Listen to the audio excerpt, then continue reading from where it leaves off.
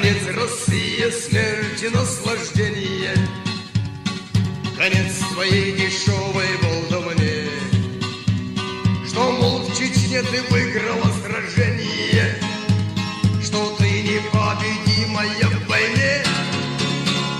Один урок ты получила в Грозном, второй в Буденновске увидела тогда. Попробуй что-нибудь сказать о прошлом, твой первомайский будет в тот же час. Сыны Чечни мы не прощаем наглость, которая встает превыше нас.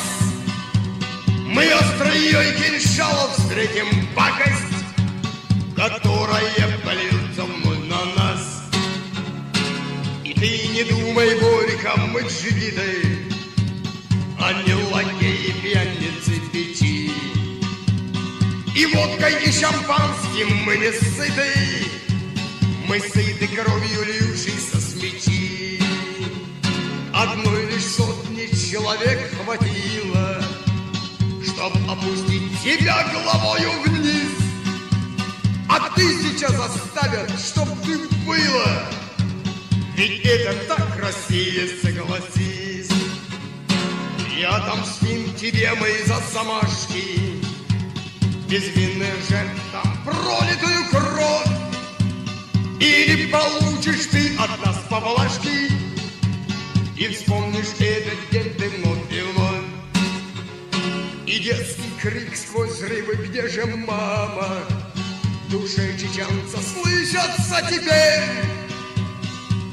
И не забыть нам огненную драму, хоть ты закроешь за собою дверь.